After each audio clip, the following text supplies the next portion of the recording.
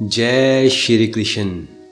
दोस्तों, इतिहास इस बात का साक्षी है, जब अधर्म ने अपनी सीमा को पार किया है तब मानव जाति का विनाश निश्चित होता है।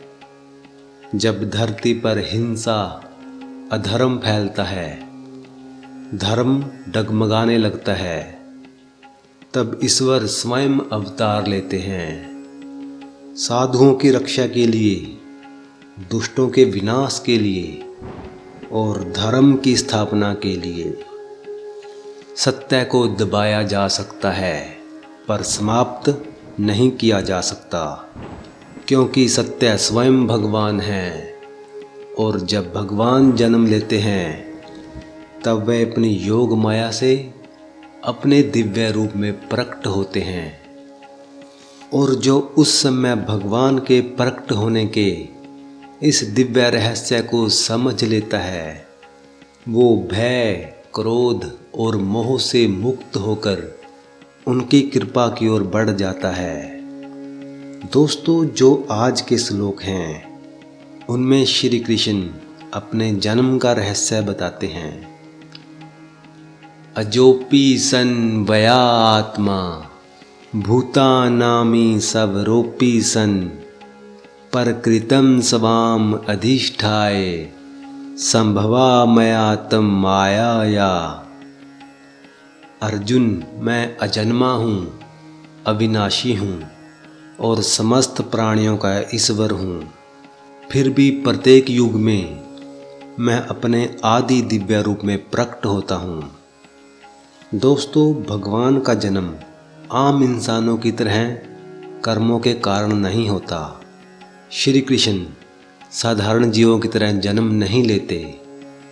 हम जीव हर जन्म में अपने कर्मों के आधार पर शरीर बदलते हैं, लेकिन भगवान का शरीर शाश्वत और दिव्य होता है।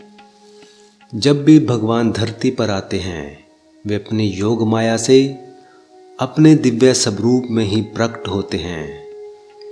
यही अंतर है दोस्तों, ईश्वर के अवतार और हमारे जन्म में। यदा यदा ही धर्मस्य ग्लानिर्भवति भारत अभ्युत्थानं धर्मस्य तदात्मानं सृजाम्यहम्।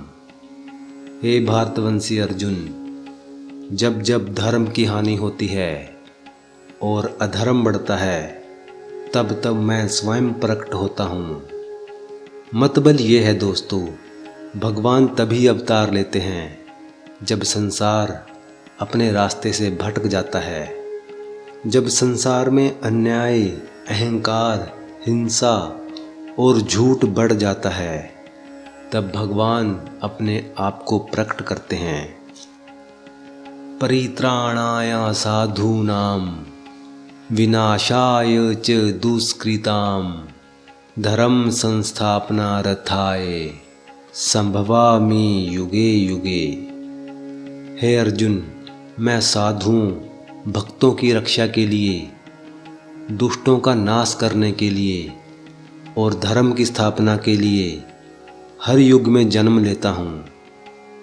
दोस्तों, भगवान का अवतार किसी एक व्यक्ति के लिए नहीं, पूरे युग के संतुलन के लिए होता है। जब समाज में अत्याचार फैलता है, जब पापी लोग हिंसा करने लगते हैं, तब भगवान अनेक रूप लेकर धरती पर प्रकट होते हैं। राम, कृष्ण, नरसिंह, हर अवतार का उद्देश्य अलग था, पर लक्ष्य एक ही था, दुष्टों का नाश और धर्म की रक्षा। जन्म कर्म च मे दिव्यम एवं यो वेति तत्वः त्यक्त्वा देहं पुनर्जन्म नेति मामेति सो अर्जुन। हे अर्जुन, जो व्यक्ति मेरे दिव्य जन्म और दिव्य कर्मों को सही रूप में समझ लेता है, वो शरीर छोड़ने के बाद फिर जन्म नहीं लेता, बल्कि मेरे सनातन धाम को प्राप्त होता है। दोस्तों, यहाँ श्री कृष्ण एक बहुत गहरी बात कहते हैं। जो इंसान उनकी दिव्यता को समझ लेता है, यानी उनके जन्म लेने और उनके द्वारा किए जाने वाले कर्मों के रहस्य को जानकर उनको भगवान मानता है, उस जीवात्मा को मरने के बाद फिर से इस दुखों वाले दुनिया में नहीं आना पड़ता, बल्कि वो सीधा मोक्ष प्राप्त कर भगवान के धाम पहुंचता है। वीतराग भय क्रोधा मन मया मामुपाश्रितः बहवो ज्ञान तपसा पूता मदभाव मागतः। हे अर्जुन, जो इंसान किसी चीज़ से मोह नहीं रखता, जो डर और क्रोध को अपने मन पर हावी नहीं होने देता, जो अपना चित्त पूरी तरह मुझ में लगा देता है और हर हाल में मेरी शरण में रहता है, वो ही मेरे दिव्य प्रेम को प्राप्त करता है। हे पार्थ, ऐसे बहुत से लोग पहले भी हो चुके हैं जिन्होंने मेरे इस दिव्य प्रेम को प्राप्त किया है।